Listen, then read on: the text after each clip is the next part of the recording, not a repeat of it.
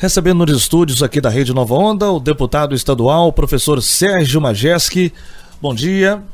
Bom dia a essa população maravilhosa aqui de Nova Venécia e dessa região fantástica, os municípios adjacentes e que com certeza estão ouvindo essa rádio tão prestigiada.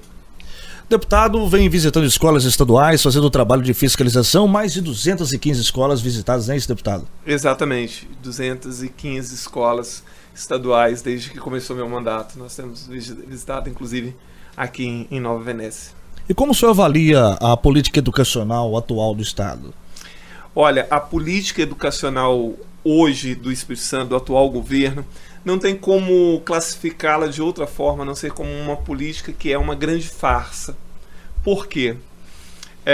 O governo criou um projeto chamado Escola Viva, e não estou aqui fazendo avaliação se o projeto é bom ou ruim, não é essa a questão, mas faz uma propaganda exacerbada desse modelo, investe muito dinheiro nessas escolas, mas abandonou todas as outras escolas, onde estão 90% dos alunos da rede estadual.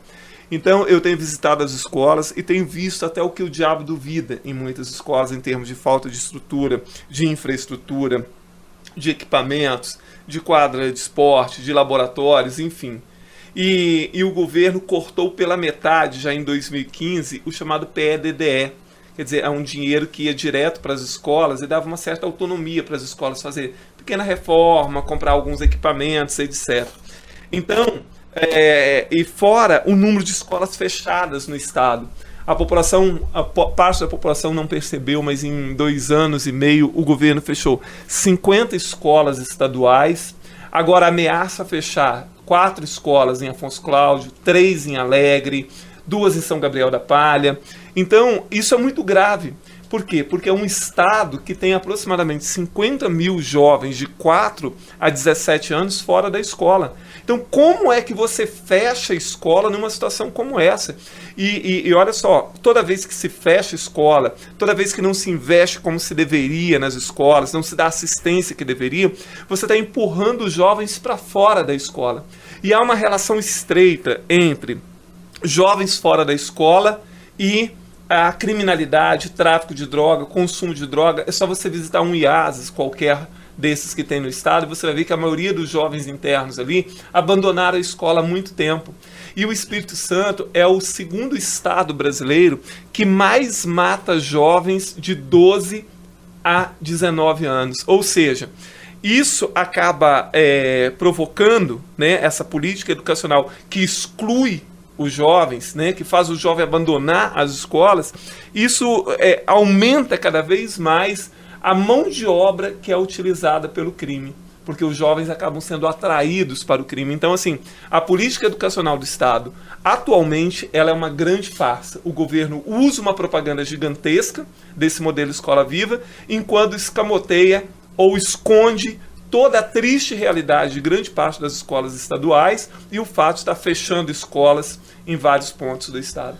É como o senhor falou, fechando a escola, o jovem fica na vulnerabilidade de ingressar mais rápido na vida do crime porque não consegue ingressar em outra escola, né?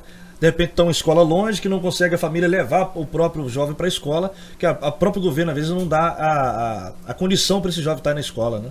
Com certeza, nós vimos isso, porque às vezes o governo fala assim, eu estou fechando essa escola num distrito, por exemplo, do interior, como aconteceu em Ecoporanga, como aconteceu em Barra de São Francisco, mas o governo não faz um diagnóstico para saber se realmente todos aqueles jovens têm condição de ir para estudar em outra escola, né? Ou se querem ir também.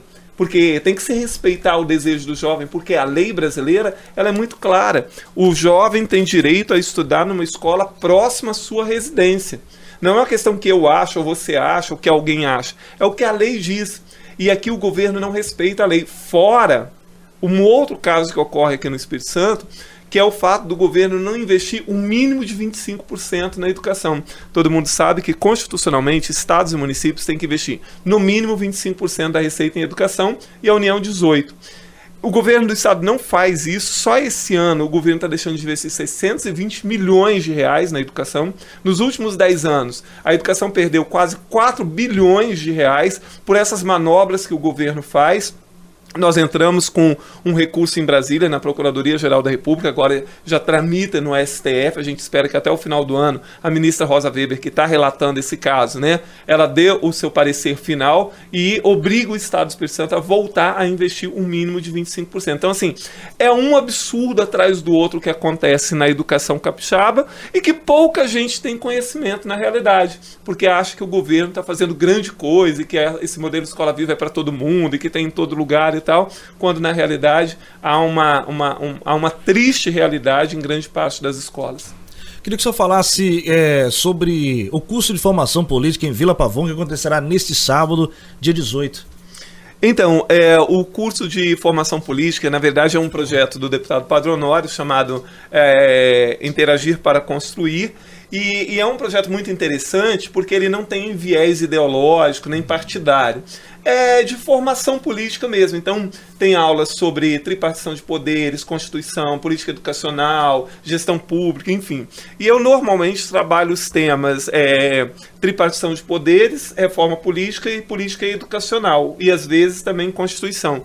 Então, eu já tive aqui em Nova Venécia 2 vezes dando a aula sobre reforma política e tripartição de poderes. Amanhã nós estaremos em Vila Pavão, quando então falaremos sobre Constituição e reforma política, né? Amanhã lá em Vila Pavão.